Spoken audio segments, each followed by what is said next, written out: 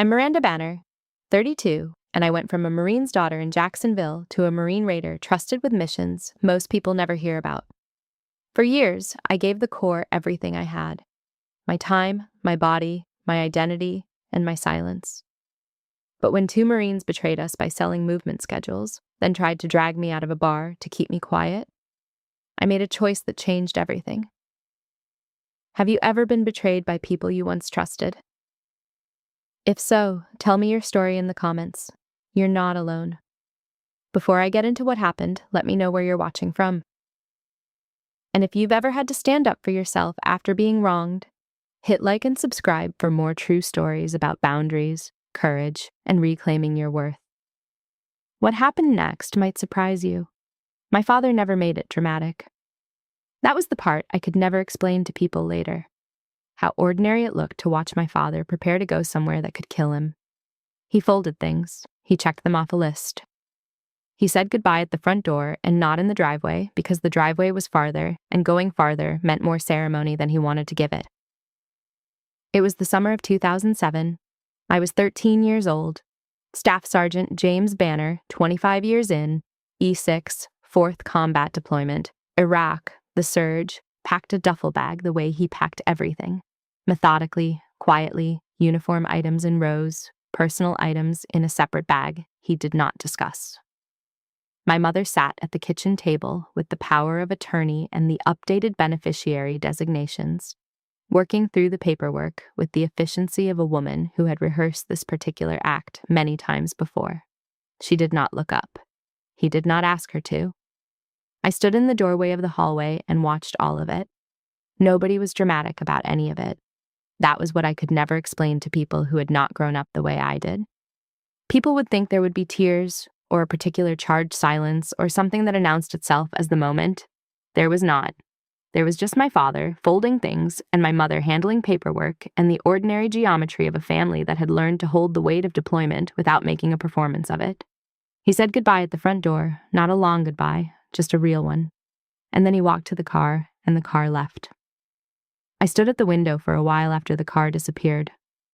I was making a calculation, though I could not have named it that way at 13. I was looking at what it cost and deciding whether the cost was worth paying. The answer I landed on, standing at that window in a 2-bedroom rental near the Camp Lejeune perimeter in Jacksonville, North Carolina, was yes. I never revisited it. Growing up in Jacksonville means growing up inside the sound of Camp Lejeune. The base is the town's reason for existing. I heard it in the distance sometimes, the low roll of artillery on range days and helicopters cutting low and deliberate over the tree line. After a while, I stopped noticing it the way I stopped noticing the sound of my own breathing. My father had given the Corps 25 years before I ever put my name on anything. The institution was already in the air I grew up in. All I had to do was decide to breathe it on purpose. I was a JROTC kid in high school. By the time I was a senior, I had already decided I was enlisting, not going to college first. My CO at JROTC thought I should consider ROTC, said I had the aptitude for an officer track. I told him I wanted to earn it from the inside. He said that was the harder way. I said I knew that. I graduated high school in the spring of 2012 and shipped to Marine Corps Recruit Depot, Parris Island, South Carolina, 6 weeks later. I was 18 years old. I had been running 5 miles a day since February. I discovered in the first 72 hours at Parris Island that physical preparation and institutional readiness are 2 entirely different things. My senior drill instructor took apart everything I thought I had built about myself and handed me back the pieces one at a time. This is not cruelty. It is architecture. The Corps did not care what I thought I was. It only cared what I could actually do. That distinction was clarifying in a way that took me years to fully name, but I felt the shape of it almost immediately. I survived boot camp the way I would survive everything else that followed, by deciding, before it was over, that it was going to be survivable. That is not a technique, it is just a decision. I made it, held it, and then did the work. I graduated in January of 2013 and received my MOS assignment, 0-11, Counterintelligence and Human Specialist. The assignment surprised some of my peers. It suited me entirely. The coursework was analytical, detail-heavy, patient. It rewarded observation and controlled performance. two things I had been practicing since I was old enough to watch from doorways. I was good at it from the first week, not because I had any particular natural gift, but because the MOS gave structure and method to instincts that were already present. I was promoted to private first class at MOS school completion and assigned to 2nd Marine Expeditionary Force, Camp Lejeune. My promotion to Lance Corporal came in March of 2014. My first overseas rotation followed. Okinawa and Kuwait, support element rather than combat. I did the job. I was unremarkable in the particular way that excellent junior Marines are unremarkable. I completed every task cleanly. I knew every name in my unit within 2 weeks. I asked precise questions and filed precise reports. There is a version of being good at the job that announces itself constantly, looking for acknowledgement. The version I have always worked from does not announce anything. It just produces results, files them accurately, and moves to the next task. In Kuwait, I sat in a briefing where the commanding officer discussed information compartmentalization. I noticed that 3 people in the room were looking at their phones. The information on that briefing slide was the kind of thing Marines were going to trust with their lives. Movement schedules, route assignments, timing windows. I noted every face in that room. I said nothing. I was 20 years old and a lance corporal. But I remembered. That is where the work actually starts. Not in a classroom, not in a field exercise, but in a briefing room where someone is half paying attention to something that matters. And I am the one watching. Corporal E4 came in August of 2015. My commanding officer at 2nd Marine Division recommended me for the Marine Enlisted Commissioning Education Program. I was one of 3 candidates from the unit. I accepted on the same day the offer was made. He told me I was giving up my NCO credibility and my unit relationships and starting from zero. He asked if I understood that. I asked if he thought I should do it anyway. He considered it and said yes, that was enough. MESEP meant 3 years full-time at the University of North Carolina at Chapel Hill. Civilian campus, active duty status, mandatory degree completion. I enrolled that fall and studied criminal justice, which suited me for the same reason the 0 to 11 MOS had. It was the discipline of pattern recognition applied to human behavior, which was the only discipline I had ever found genuinely interesting. My classmates were 20-year-olds who had come straight from high school. I was 21 with 6 years of adult accountability behind me. I kept that to myself and worked the program the same way I worked every program. From the front, without drawing attention to what I already understood about the institution we were all learning to navigate from different angles.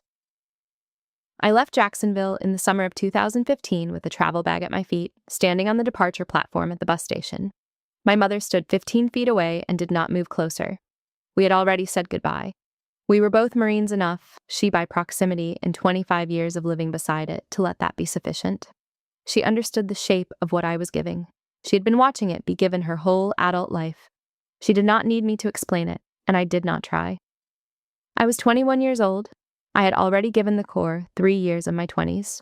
I was about to give it 3 more and a complete undergraduate degree and then begin again as the most junior officer in every room I walked into. The Corps would take all of it without ceremony. I was going to hand it over without hesitation. That is the foundation of everything that came after. A one-way investment I had chosen to make on faith in an institution I believed was worth giving to. What I could not yet know was how personally I would take it years later when someone inside that institution decided to sell it. I was commissioned as a 2nd lieutenant in May of 2018, like it was uncomplicated. I had been a corporal 6 months before MESEP began, and the gap between those two things is not a rank. It is a language, a world, and a different order of accountability. I was starting from zero. I was fine with starting from zero. I just needed people to stop acting like it was a gift rather than a transaction. My father was in the stands at Quantico in civilian clothes. He had retired by then, 25 years in, honorable discharge, the whole thing completed. I got through the commissioning ceremony without looking at my parents. I looked at them after once before the uniform photographs. James Banner does not say much at moments that warrant a great deal. He shook my hand.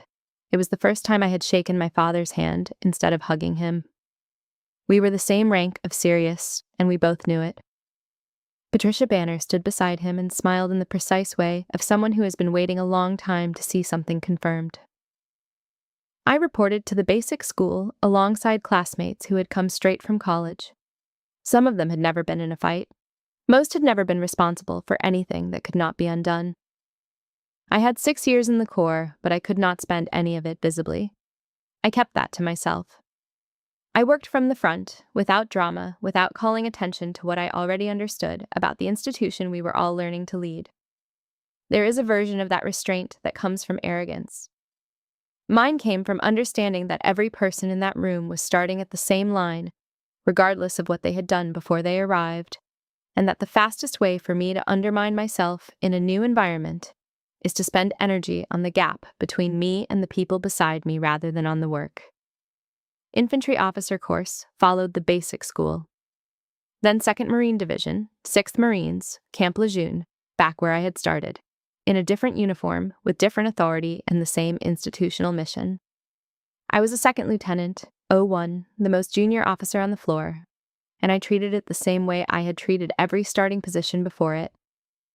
This was where the work began, so I began there.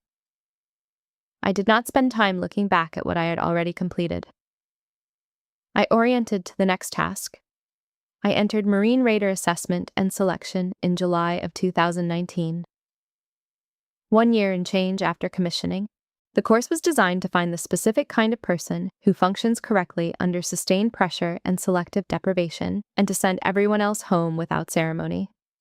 I had been preparing for it since the day I signed the commissioning papers, and in a more accurate sense since the day I watched my father pack that duffel bag in 2007. Preparation like that does not have a single starting point. It accumulates quietly over time, and then, one day, I was somewhere that required all of it at once. Master Gunnery Sergeant Frank Rivera was senior cadre. He was 54 years old, with a jaw scar along the left side of his face, and the specific kind of stillness that belongs to men who have spent decades making accurate assessments of people under pressure.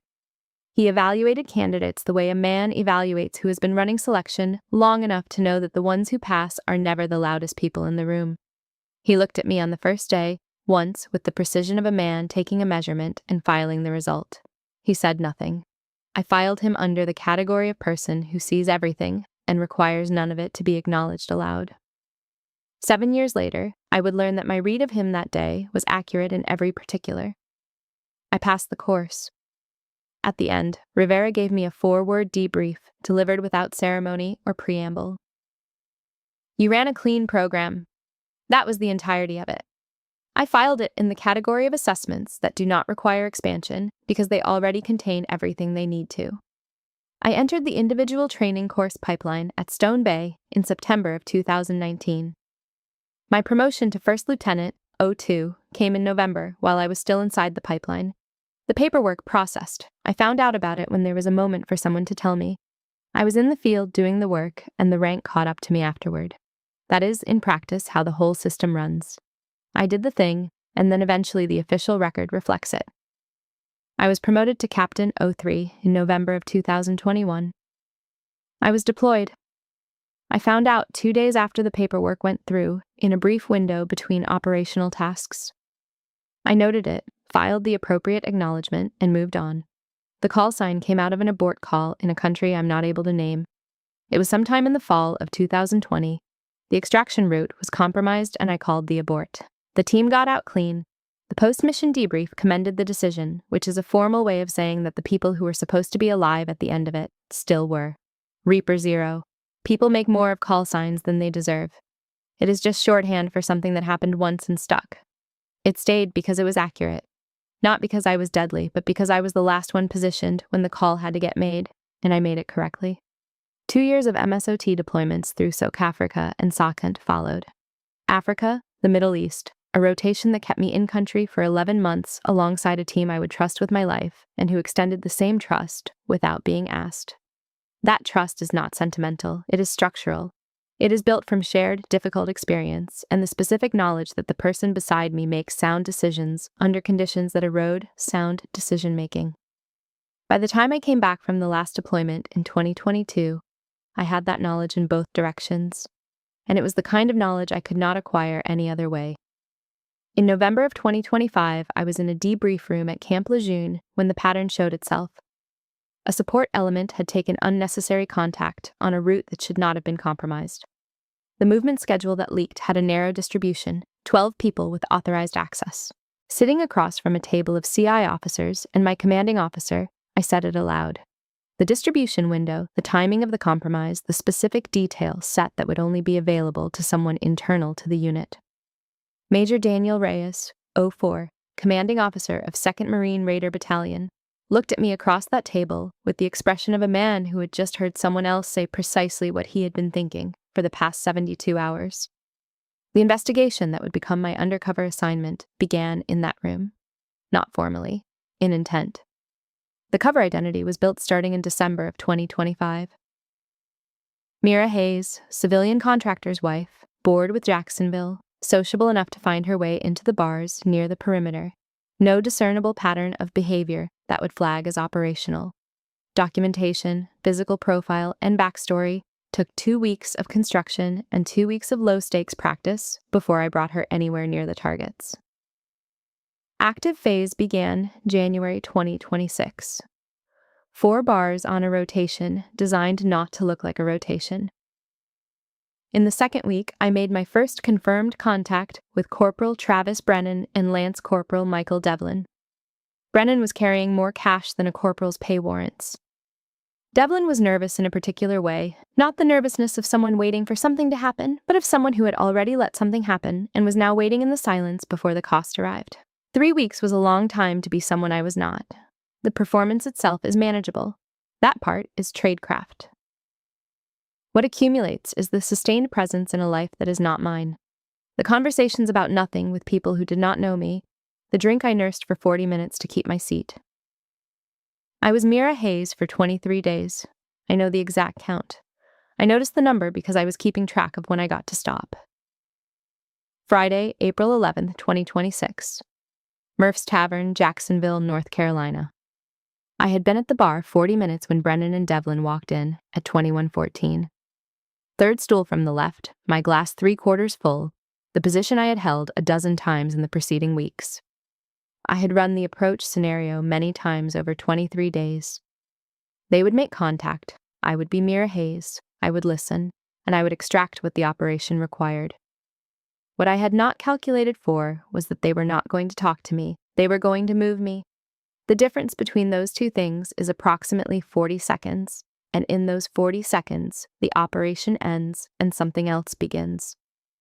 I had clocked the older man at the far end of the counter when I walked in.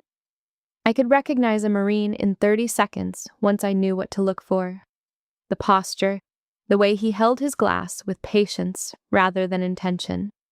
The stillness of a man who is observing rather than passing time. A jaw scar along the left side of his face. I filed him as non-threatening and did not look at him again. I had the targets to watch, and the targets required all of my visible attention on something other than them. Brennan and Devlin arrived at 21:14. They were not subtle. They were 2 young enlisted Marines with cash in their pockets and no particular reason to be careful about anything they were doing. They ordered, they drank, they found the room, and then they found me. I watched them find me while appearing not to watch at all, which is the specific observational skill that 23 days of disciplined practice had sharpened in ways I had not fully anticipated when the assignment started. Mira Hayes smiled at something the bartender said. Miranda Banner counted the seconds and noted all the exits. After 90 minutes of observation and 2 rounds, Brennan moved. He did not approach from the side. He came up directly behind my stool, cutting off my field of view completely. He seized the back of my neck without preamble and drove my face down onto the bar top hard enough to rattle my glass and catch me across the cheekbone. Devlin moved from my left at the same time. He seized both wrists and yanked them up behind my back at an angle designed to control and to hurt, with the precise grip of a man who had practiced this or done it before. Brennan leaned close to my ear and spoke quietly, with the calm of someone who had decided this was already done. "Wrong place, sweetheart. You're coming out the back with us." The bar went completely silent. 11 patrons witnessed it from booths and bar stools. Nobody moved. The whole room went still, the way rooms go still when something shifts from ordinary to something else entirely. This was not impulsive. Brennan on the neck, Devlin on the wrists, and the explicit reference to the back door all showed that this was coordinated and pre-planned. They were not there to intimidate. They were there to physically remove me from the building. The duct tape in Brennan's jacket, which I did not yet know about, would later confirm what out the back door was meant to lead to. They had not walked into that bar making a decision. They had walked in executing one they had already made somewhere else, at some earlier time, in a conversation I was never meant to know about. The assignment ended. The threat assessment began. I snapped my head straight back into Brennan's face. His nose collapsed against my skull, the cartilage audibly giving way. Both his hands flew up involuntarily. His grip released entirely. I dropped my full weight off the stool and twisted against Devlin's hold, breaking the grip on my right wrist with a shoulder rotation he had no trained counter for. I turned into him, drove my elbow into his throat, and took him face first to the floor with a hip throw that brought a bar stool down with him. His wrist snapped audibly when he landed and stopped supporting his weight at the wrong angle. There was no adrenaline the way people describe it. No tunnel vision, no noise, no slowing of time. It was sequence. He grabbed and I moved. He swung and I moved. It was the 10,000 repetitions of training doing exactly what training is designed to do under conditions that preclude deliberation. Devlin hit the floor first because Devlin had my wrist, and I addressed the controlling grip before I addressed the secondary threat. Brennan took longer because he was angry, and anger makes people predictable in ways they do not intend and cannot correct for in the moment. I waited for the predictable part, and then I used it. Brennan, blood running freely from his nose, came back at me swinging. He telegraphed the hook from 2 feet away. I stepped inside it, drove my knee into his ribs, and locked him to his knees with an armbar that took his elbow in the wrong direction. He went down. The room was entirely still. Nobody had moved an inch in either direction. I scanned instinctively and automatically, the way I scan any room after a contact. Devlin on the floor, wrist at a wrong angle, not getting up. Brennan on his knees, arm locked, blood on the bar top. 11 people against the walls and in the booths, no one advancing. And at the far end of the counter, the older Marine I had clocked when I walked in had set his glass down on the bar. He was looking at me with an expression that was not surprise. It was recognition. I looked at him more carefully now. I had a moment to. The jaw scar, the stillness, the way he held himself, even seated, like a man who has spent years evaluating people under pressure and has the particular patience that work produces when it is done long enough. July 2019, Stone Bay. A 4-word debrief I had filed and carried without knowing how much it would matter. Rivera pulled up his left sleeve. MARSOC scroll tattoo, inner forearm. He looked at me across the length of the bar. He grinned, not the grin of a man amused, but of a man confirming something he already knew and had been sitting on for the better part of 2 hours while watching a 23-day operation finish itself in under a minute. He already had his phone out. He identified himself to the dispatcher as a retired master gunnery sergeant, named Brennan and Devlin by name and unit designation, described the attempted assault with the same precision he would have brought to any operational report, and stated he was at the door until the military police arrived. He stood, walked to the front of the bar, and stationed himself there like a door guard with his hands in his jacket pockets and his jaw set at the angle of a man who is not going to be moved by anything short of the MPs arriving. I trained that takedown. Welcome home, Reaper Zero. My cover was blown in front of 11 witnesses. He had already handled it before I could calculate how to handle it myself. Rivera's action was not rescue. I did not need rescue. It was completion. He turned a bar fight into a documented law enforcement event in under 30 seconds. That is what 30-plus years of correct institutional function looks like when it has someone worth applying itself to. I sat back down on my bar stool, where Mira Hayes had sat for the last time approximately 3 minutes ago. I placed both palms flat on the bar top and listened. The distant sound of MP vehicles was already audible on the highway outside. I was Miranda Banner. I had always been Miranda Banner. The cover ended, and what was underneath it was exactly what had always been there. The MPs arrived at 2303. The bar became a crime scene within minutes of their entry. Brennan's jacket yielded a burner phone, a USB drive, $700 in cash, banded in a pattern that CI would later tie to a known courier network, and a roll of duct tape. I gave my preliminary statement at midnight and was transported to Camp Lejeune for a 48-hour formal debrief. The case I had been building for 23 days was now largely building itself. The part that did not build itself, the part that required something quieter and more deliberate, was the internal accounting of what it meant to have been face down on a bar top with duct tape in the man's jacket and still be the one standing at the end of it. Rivera stood at the front door until the MPs secured both suspects and cleared the scene. I watched him through the bar window give his statement to the lead MP, clear, specific, sequential, delivered without hesitation and without embellishment. He had been doing the act of precise accounting, not formal testimony, just the act of telling exactly what happened in the order it happened for most of his adult life, and it shows in a way that is unmistakable to anyone trained to recognize it. He did not look back into the bar while he gave the statement. When he was cleared to leave, he stepped inside once, crossed to where I was sitting, and stopped. "You good?" "Yes." "Good." He nodded once and walked out. I did not think I would speak to him again for several days. I was wrong about that. The formal debrief began at 0200 on April 12th. 2 CI officers and Major Reyes, the room at Camp Lejeune that exists for exactly this kind of documented reconstruction. I was asked to rebuild the operation from the beginning, not from the bar, but from the day I began constructing the Mira Hayes identity in December of 2025. I did so chronologically, without editorializing, delivering each phase in the same register as the last. When I reached the physical confrontation, I delivered it the same way I delivered the rest. Sequence, duration, outcome.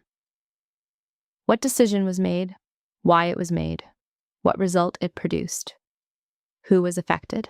Major Reyes listened the way a commanding officer listens when his operator has just completed a complex operation under unplanned pressure, with complete attention and no visible emotional reaction to anything I said.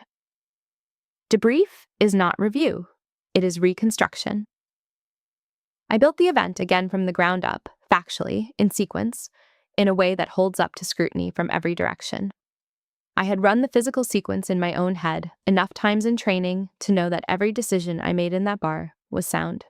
The CI officers asked me to go back over the point of first contact 3 separate times, from 3 slightly different frames of reference. It was clean every time. There was nothing I wanted to qualify or revise. The operation had run correctly, the threat assessment had run correctly, the execution had run correctly. What stayed with me afterward was not the question of whether I did it right. I knew when I did it right. What stayed with me was the specific weight of what it meant that I had to. That afternoon, they showed me the evidence photographs as part of the debrief process. The burner phone, the USB drive, already partially imaged by technical intelligence, the $700 in banded cash, and the duct tape. I spent a moment longer on the duct tape photograph than on the others. I did not say anything. I did not need to. The duct tape meant they had decided what came after the back door before they ever walked into that bar. They came with the equipment. They planned for my silence and my removal before they sat down and ordered their first drink, and the planning makes it categorically different from the kind of violence that emerges from a bad decision made in a heated moment. This was a cold decision, made earlier, elsewhere, by 2 people who looked at another person and decided she could be disposed of if the situation required it. I sat with that for a while, not because it frightened me. The outcome confirmed the risk was manageable, and my threat assessment had been accurate. I sat with it because I account for these things, honestly, or I do not account for them at all, and dishonest accounting is a kind of professional error I have no patience for. I looked at what the duct tape meant for long enough to see it clearly, and then I set it down. That evening I called Guy Secreta Elena Vasquez on a secure line. Vasquez had been my longest continuous point of contact since my first posting at 2nd MFM through the commissioning, the MARSOC pipeline, every operational period since. We had known each other for 12 years at that point, long enough that she did not need context or briefing. I talked. About the bar, about the 23 days, about the duct tape in passing. She did not interrupt or redirect or offer anything except the specific kind of attention that makes a call worth making. At the end, she said, "You called at the right moment." Yeah, the call lasted 11 minutes. It was the only call I made that night that was not operational, and it was the only one that cost me anything to make. The difference between those two things is worth noting. The 48-hour debrief ended at approximately 16:30 on April 13th. I walked out of the building alone into the parking lot. I stood there for approximately 2 minutes.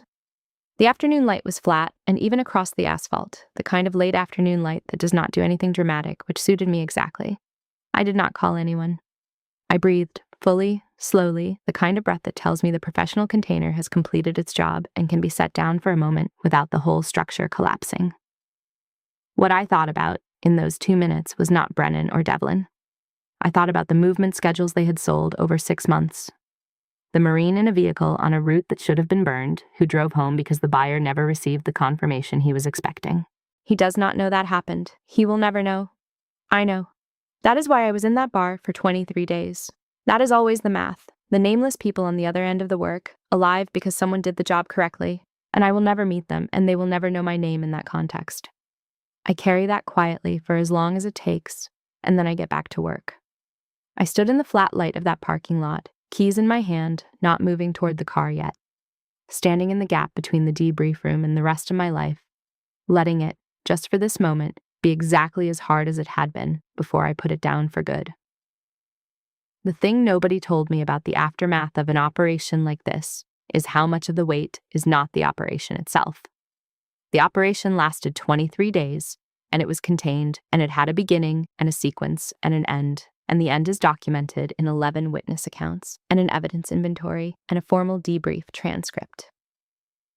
The operation is a closed file now.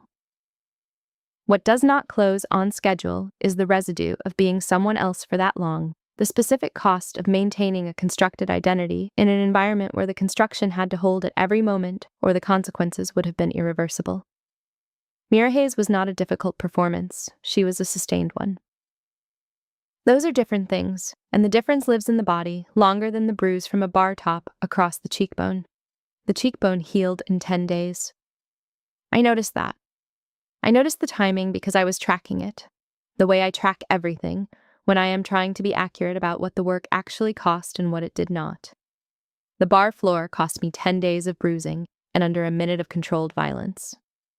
The 23 days before, it cost me something that does not have a medical timeline and does not appear in any official record.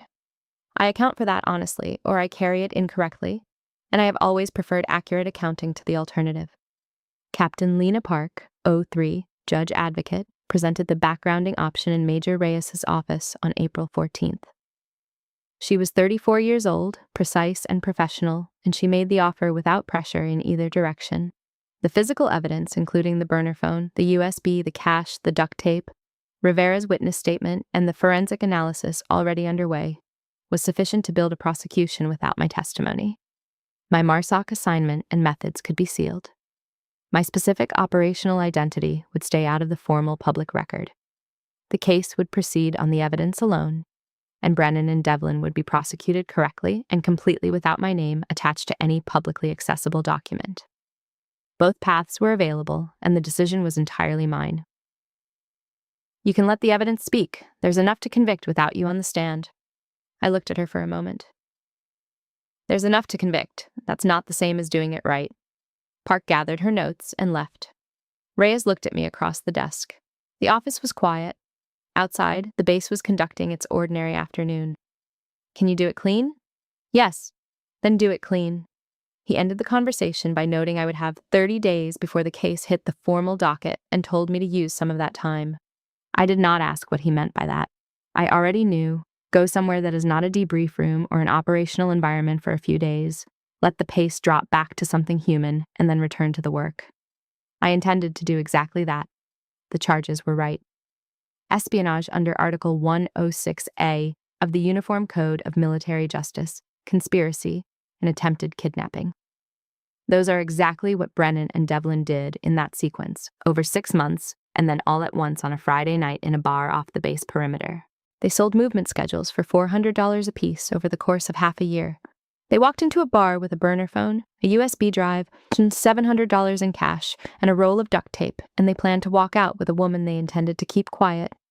That is espionage and conspiracy, and attempted kidnapping in plain language, and they deserved to be charged with exactly those things in exactly those terms, and prosecuted publicly, in the open, on the record. I had been offered a way to let the institution handle this quietly. I understood the offer, and I understood why it was being made, and I chose not to take it. The institution was offered an opportunity to document this correctly and completely, and I was the person who could ensure it happened. Not because I was angry, not because I needed to be present at the resolution, but because accountability functions best when it is documented completely and in the open, without sealed portions when sealed portions are not strictly necessary.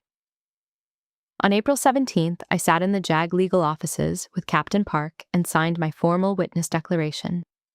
I read the charge document once, carefully, before I put pen to paper. I read it not to verify the facts because I had been present for them, but to confirm the charges reflected the events accurately and completely. They did. Then I signed it. Block letters, full name, full rank. CPT Miranda Banner, USMC, not Mira Hayes, not Reaper Zero. My name. I signed it like it was any other piece of paperwork because that is precisely what accountability looks like when it is working correctly. Not ceremonial, not charged, just the appropriate completion of an appropriate act. The pen came off the paper. I capped it without making anything of the moment. The declaration was filed. The case was now mine to testify to and no longer mine to manage.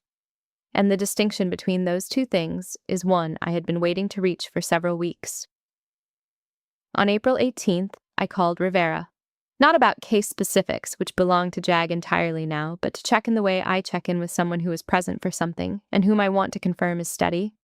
He was. He mentioned that Devlin's attorney had already made quiet inquiries about cooperation terms. I said that was JAG's problem, not mine or his. He agreed without elaboration. He asked if I was sleeping. I said fine. He said good. Then without preamble, without setup, for what it's worth, you handled it exactly the way I would have called it. I did not respond immediately. I noted it. I did not tell him that it was, in fact, worth a great deal, more than I was going to say aloud at that moment, to a man who would find the direct expression of sentiment unnecessary and probably counterproductive. Rivera's assessment is professional. It is the judgment of someone who ran my selection and has spent 30 years developing a precise vocabulary for what correct performance looks like under pressure. It is not sentiment. That is exactly why it matters. In late April, Devlin's attorney made contact through official channels with an implied cooperation offer. Full disclosure of the foreign courier's identity in exchange for reduced charges. I was informed as a named witness. I provided one written input. That any cooperation agreement should require complete disclosure of all movement schedule transfers, not only those Devlin could personally confirm. I submitted this input, marked it as my sole contribution to the negotiation, and did not follow up. I had one function in the prosecution of this case. Tell the truth exactly as it happened, in sequence, without editorializing. Everything after that, including deals, discovery, and sentencing recommendations, belongs to the people trained for exactly that work. I am not a lawyer. I am not a judge. I am the captain who was face down on a bar top with duct tape in the man's jacket and stood up correctly afterward. That was my piece. I gave it. The rest of the machinery runs without me, and that is precisely how a functional institution is supposed to work. I complete my function, I hand it off. I trust the system I have given 14 years to, and if it fails me, that failure says something about the system that is separate from anything it says about me. The witness declaration lay flat on the desk when I walked out of the JAG office. Neat block letters, full name, full rank, unit designation, CPT Miranda Banner, USMC, not an alias, not a call sign, my name. The pen was capped, the declaration was filed, that part was done. The institution had given me 23 days undercover, a bar top across the cheekbone, 2 broken opponents, a blown cover identity, 48 hours in a debrief suite, and the specific clarity that comes from having done something completely incorrectly, In exchange, I was giving it the cleanest possible prosecution record for 2 Marines who had sold movement schedules to a foreign buyer for $400 apiece over the course of 6 months. That exchange is not symmetrical in any obvious way. The Corps does not do symmetry. It does mission, and it does accountability. And sometimes those two things cost the same person everything she has and returns to her the specific satisfaction of a job that held under the pressure placed on it. I have made peace with that exchange. I made peace with it in 2015, standing at a bus station in Jacksonville with a travel bag at my feet, and I have not revisited the decision since. What happened in that bar in April, and in the debrief room afterward, and in the JAG office on April 17th, is not a revision of that decision. It is the decision continuing to be exactly what I decided it was going to be when I was 21 years old and certain enough to act on something I could not yet fully name. I checked back into the battalion in late April of 2026, 92 days after I had stepped out of it to become Mira Hayes. My MSOT was intact. Training cycles had continued without interruption. My team knew something had happened during my absence, but not what. Clearance levels were what they were, and the nature of the work was what it was. Nobody asked. Nobody needed to. The first person I encountered was Jai Saradite Marco Tillman, 40 years old, team sergeant, a man who measures his reactions to things carefully and delivers exactly what is warranted and nothing beyond it. He looked at me once, directly, with no particular expression. "You need anything, you say?" "No," he nodded. We moved on to the work.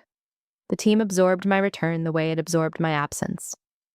Without ceremony, without prolonged acknowledgement, because the mission is continuous and the personnel rotate through it and the work does not pause to mark the transitions. I'd been gone 92 days. Not a great deal changes in 92 days at the battalion. Training cycles, one evaluation cycle, routine administrative tempo, the ordinary movement of personnel and equipment that constitutes the background of any functioning military unit. I had spent the entire time in the same city, 2 miles from the battalion area, being someone else. Walking back into that building felt more like coming home than I had expected it to. The building had not changed, neither had I. That was the good news and the confirmation simultaneously. My first team PT session since returning was the reintegration that actually counted, more than the formal check-in, more than any conversation I had about the transition back. Running, rucking, a short land navigation course in the morning light. I pushed into it, not to prove anything to anyone in the room, but because I have always used physical work the way other people use quieter recovery mechanisms, to move the thing sitting behind my sternum to somewhere it will not interfere with function. By the end of the session, I was not thinking about the bar. I was thinking about the next training cycle's preparation timeline and what I needed to have ready by the end of the week. That is progress. That is, in fact, the entire recovery mechanism operating correctly. The case updates came through official channels over the following weeks. Brennan had been arraigned and was being held without bail pending court-martial. Devlin's cooperation offer was under evaluation. JAG declined the initial terms, and Devlin's attorney came back to the table with revised parameters. The forensic analysis of the USB drive confirmed schedule transfers spanning 6 months of activity, more than my original threat assessment had projected when I first identified the pattern in the November debrief room. A separate CI team was rolling up the foreign contact network on the back of the USB data. I was one piece of a larger operational picture. That was fine. That was exactly what I had been assigned to be. Not the whole thing, just a specific and necessary piece of it. 6 months of transfers, $400 a movement schedule. That is what a corporal decided 24 of those schedules were worth. I have spent time thinking about the math on that. What $400 means to a 23-year-old who believes he will not be caught, who has convinced himself the risk is theoretical because it has not yet materialized into consequence. And I have thought about what $400 cost on the other end. The actual human cost measured in people on routes that were compromised, missions that were nearly burned, lance corporals driving in vehicles on roads that should have been unknown. The two numbers do not balance. They never will, and that is the part I carry without translating it into something cleaner than it is. Tillman found me running a kit inspection alone in the training bay late in the afternoon in early May. He mentioned, in passing, that word had gotten around about two guys who had made a poor decision in a bar near the perimeter. He did not ask me to confirm or deny anything. He did not frame it as a question. He just said it the way he says most things. Flatly, accurately, with the specific economy of a man who does not speak unless the words are doing something useful. Word got around. Two guys, a bar, wrong call on their part. A pause. Good. 8 words total. They contained everything that needed to be said between two people who speak the same professional language and do not require additional structure around the information. He picked up a piece of kit from the table and resumed the inspection alongside me. The training bay was quiet except for equipment being checked and replaced. That was the whole of the conversation, and it was exactly enough. I sat alone in my quarters one evening in early May and named the thing I had been circling since the operation ended. The undercover work had clarified something that operational deployments and training cycles had only gestured toward for years. I know abstractly why I do counterintelligence work. But 23 days of being someone who was not me, suppressing every trained reflex and performing vulnerability in a context where vulnerability could have been genuinely terminal, made it concrete in a way nothing else had managed to. I am not Reaper Zero because of the call sign. I am this. The specific person who puts myself in the position nobody else is positioned for, completes it without breaking under the weight of it, and ensures that the people who trust their lives to information they cannot verify are still alive to trust it the next day. The work does not look like what it is from the outside. From the outside, it is a woman in a bar who neutralized 2 men in under a minute. From the inside, it is 23 days of careful, invisible effort on behalf of people who will never know my name existed in that context. I want to keep the inside version. That is the one that makes sense. That is the one I will carry forward. What the operation had also done, and this took me longer to name than the professional clarity did, was give me back a specific confidence in the seam between myself and the work. There is always a risk in a sustained undercover assignment that the constructed identity begins to erode the authentic one at the edges, that I carry out of the performance some piece of the performance that does not belong to me and was never meant to keep. I had watched that happen to other operators. The erosion is subtle, and it is not weakness. It is a side effect of doing the job completely and at sustained pressure for long enough that the lines soften. I had gone into the Mira Hayes assignment, knowing the risk, monitoring for it, and I had come out of it with the lines sharper than they had been when I went in. That is not what I expected. It is, I think, what the 23 days did precisely because they required the kind of precise self-knowledge that sustained undercover work demands. I have to know exactly where I am in order to know where I am not. I know where I am now with a specificity I had not had before January. That is the return on the assignment that does not appear in the debrief transcript.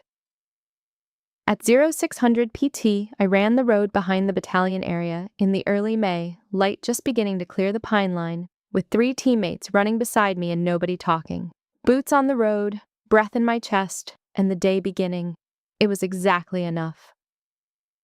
Rivera called first, not about the case, which belonged to JAG now, not about the prosecution, which was moving along its appropriate track without either of us needing to hold it together, but in the quiet way a man makes contact when he was present for something and wants to confirm that the other person is intact and functioning correctly. He opened without pleasantries, which is the only way he has ever opened anything. He told me he had been thinking about the schoolhouse. I asked which one. He said MARSOC, the individual training course at Stone Bay, the pipeline I had completed in 2020. He had heard there were openings for guest instructors in the ITC program. He had been retired 4 years.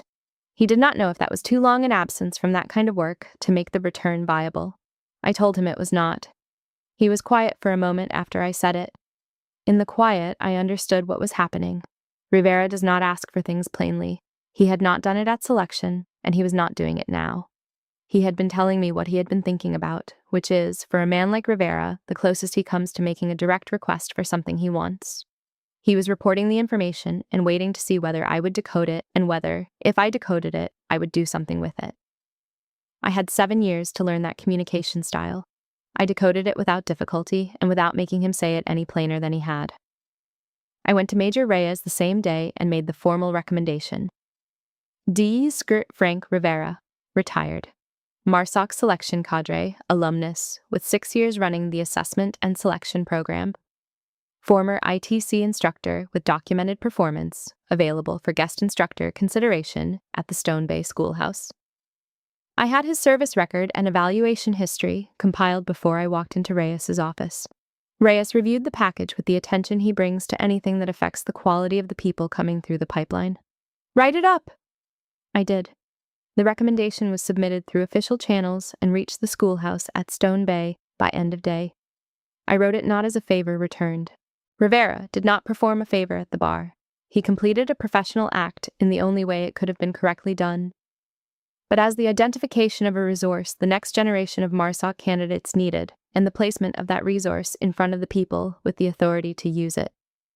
That is all it was, that is all it needed to be, and it was enough. Gisli L.G.T. Vasquez drove up for a weekend on May 2nd and 3rd. We had dinner at a restaurant in Jacksonville, specifically chosen to be away from the geography of the operation, away from bars I had worked, streets I had walked as Mira Hayes, the whole physical map of the 23 days.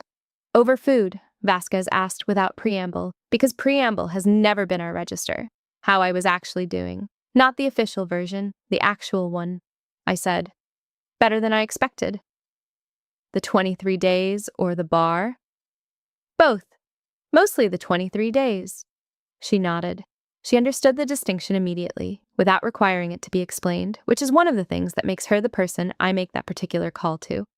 The physical confrontation in the bar lasted under a minute and is documented and clean and complete. It exists in formal records and debrief transcripts and evidence photographs, and it is over in all those ways. The identity work was 23 days of sustained suppression of self. The careful, daily performance of being someone else in a space where being myself would have ended the operation, and potentially my life. That kind of sustained performance leaves a different kind of residue. It takes longer to come off than bruises do. It does not have a formal timeline, and the people who understand that without requiring it to be spelled out are the ones worth calling when I am still working through it. In mid-May, I went back to Murph's Tavern. I went in civilian clothes as myself with Tillman and 2 teammates from the MSOT.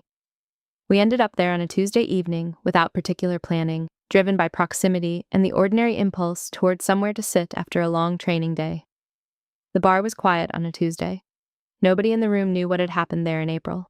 My teammates did not know officially. I sat at the bar, not the third stool from the left, a different one. I needed to go back. Not for any therapeutic reason. I do not particularly believe in proximity as a recovery mechanism by itself. I went because Mira Hayes had been in that room many times, and I had not, and I needed to be present in it as myself until it stopped meaning what it had meant. I had a beer. The bar stools were the same. The light was the same. I was different. By the time I left, the room was just a room. That was the entire point and the entire result. The MARSOC schoolhouse called Rivera directly. I learned from the scheduling system on May 8th that he had accepted before he called me to say so. He called anyway. I said yes. I know. I wasn't going to until you put it that way, like it mattered. A pause, brief and comfortable, in the way silences become comfortable between people who do not fill them unnecessarily. It does. I closed my laptop after confirming his name in the MARSOC schoolhouse scheduling system, May 12th, confirmed start date.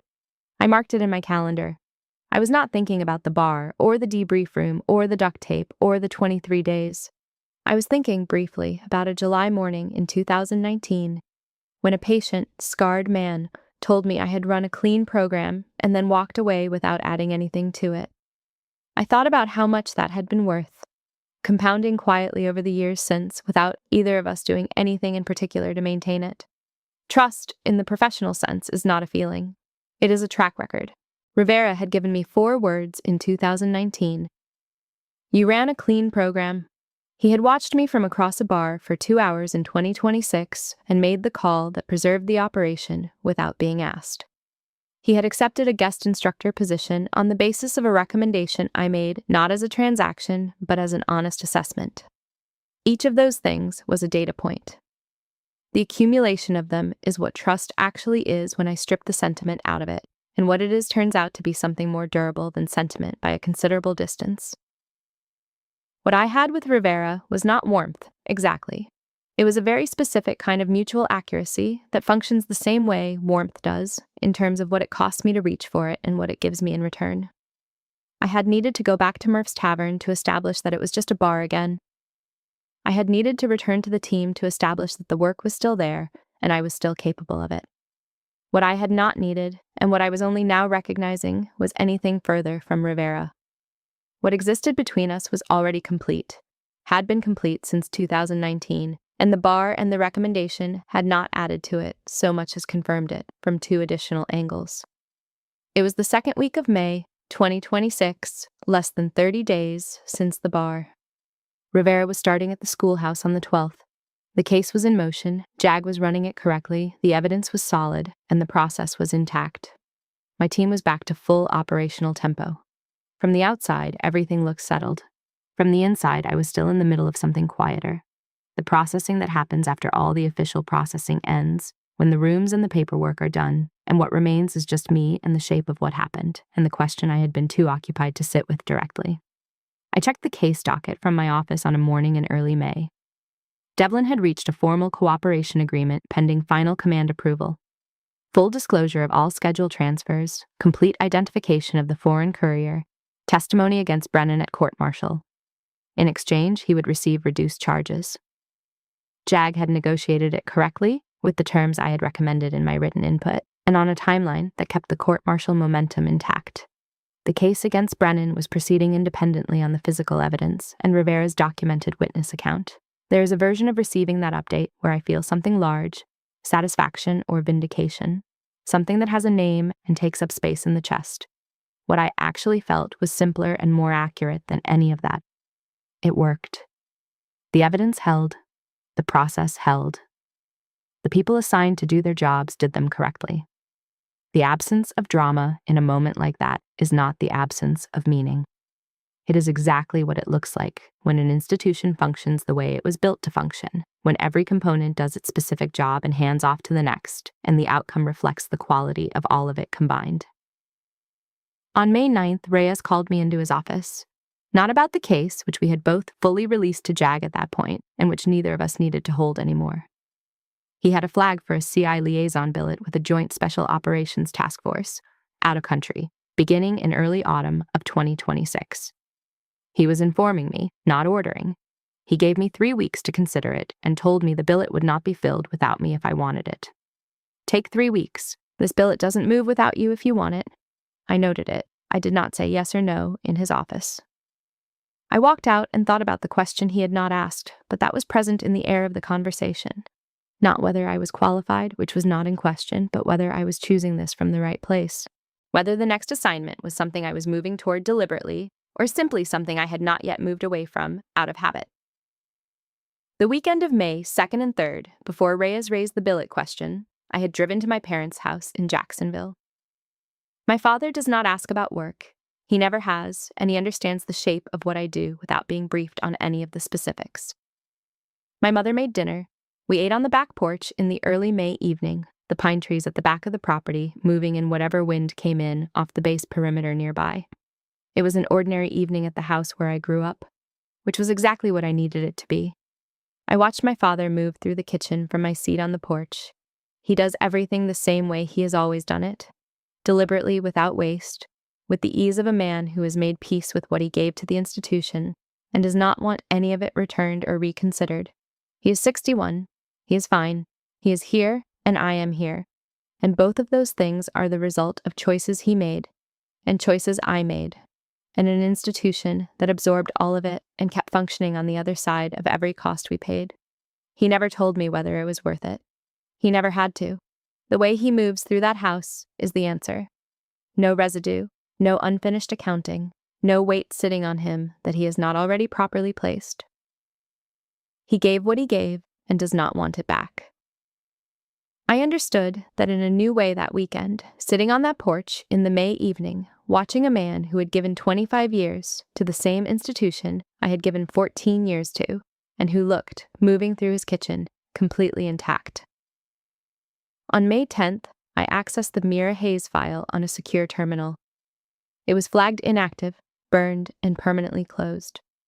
I read through it. The documentation of an identity that no longer exists, the profile of a woman I built from the ground up and inhabited for 23 days, and set down on the floor of Murph's Tavern on the night of April 11th. I read it the way I might look at a photograph of myself from a period that changed me in ways I was still in the process of mapping. The woman in those documents is not me. She never was. She was a construction, and the construction served its purpose, and now the file is closed and the construction is permanent history. The strange thing about undercover work, the thing no training formally prepares me for, is that it shows me my own edges with a precision that nothing else quite replicates.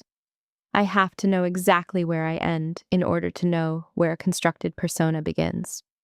I built Mira Hayes from nothing, maintained her under operational pressure for 23 days, and set her down the moment the situation required me to be someone else entirely.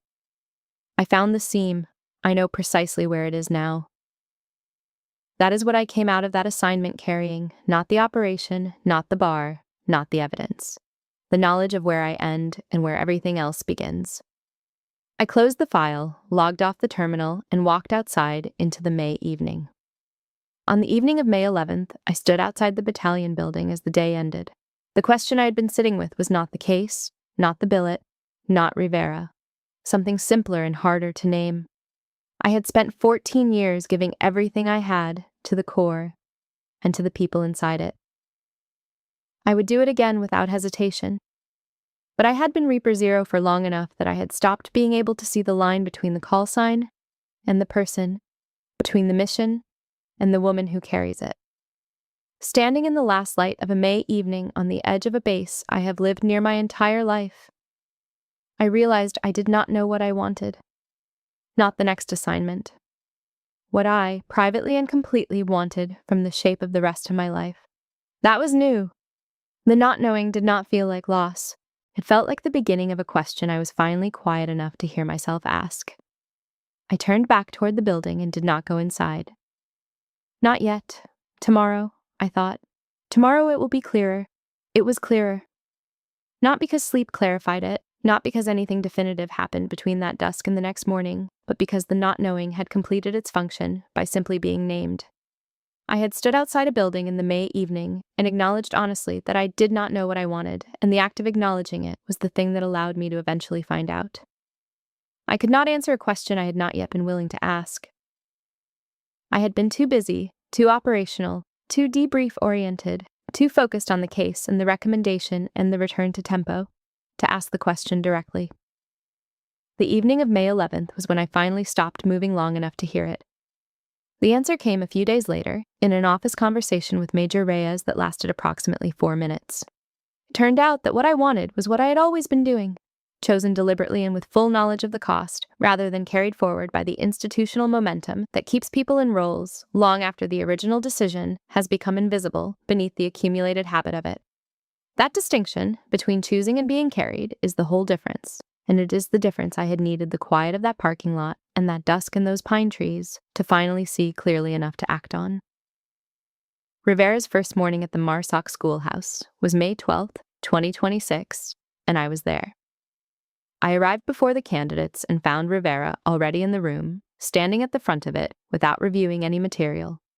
Just standing in the space, the way a man stands in a place where he is reclaiming something, not ownership exactly, more like recognition. He heard me come in and turned. His expression did not change. "You didn't have to come."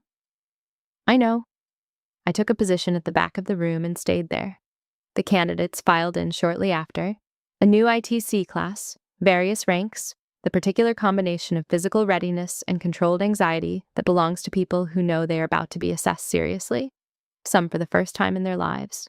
They looked at Rivera the way the first day always goes, cataloging the jaw scar, the stillness, the complete absence of performance or introduction of credentials. They did not yet understand what they were looking at. I had been in their position in July of 2019, and I had not understood it either. I could see the stillness and note the scar and understand in the abstract that he was an experienced man. I could not yet understand what the experience consisted of, or what it would cost me to get my own version of it. That understanding comes later, through the work, and Rivera knows this and has always known it, which is why he does not bother explaining himself in advance.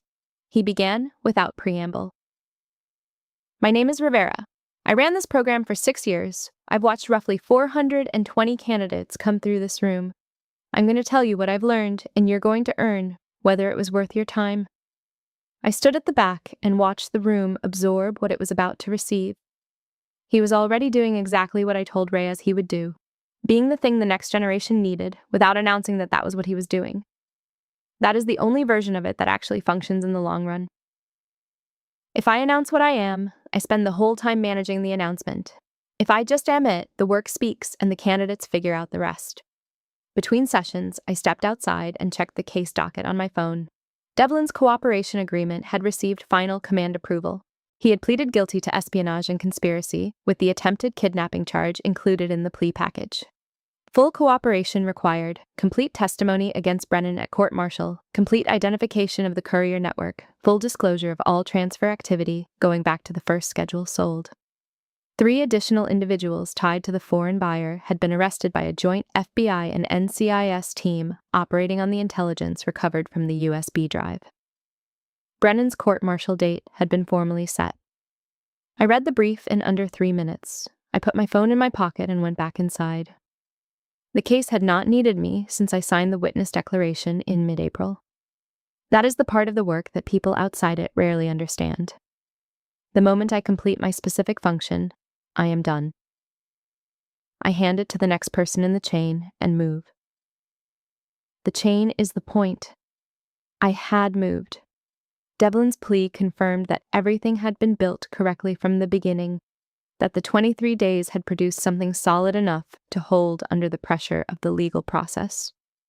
I put my phone away and returned to a room where a retired master gunnery sergeant with a jaw scar was in the process of confirming everything I already knew about what he was worth to the people who had not yet been through it. On May 13th, in the team gear room at the battalion, someone made a joke, something internal to the team, the accumulated shorthand of years of shared difficult days, the kind of reference that is completely opaque from the outside and requires no translation from anyone who was there for the original, and I laughed. Not a modulated professional response. A real, uncurated, full-volume laugh that I did not catch and did not moderate and did not walk back. Tillman looked at me from across the gear laid out on the floor. I looked back. The prep continued. It was an unremarkable Tuesday in May, and it was the first time I had laughed like that since before the undercover assignment had begun in January. I noticed. I did not make anything of it. I just let it be what it was and kept working. The gear was laid out on the floor, and the light was coming through the high windows, and I was exactly where I was supposed to be. That is the whole story of that moment. That is enough of a story.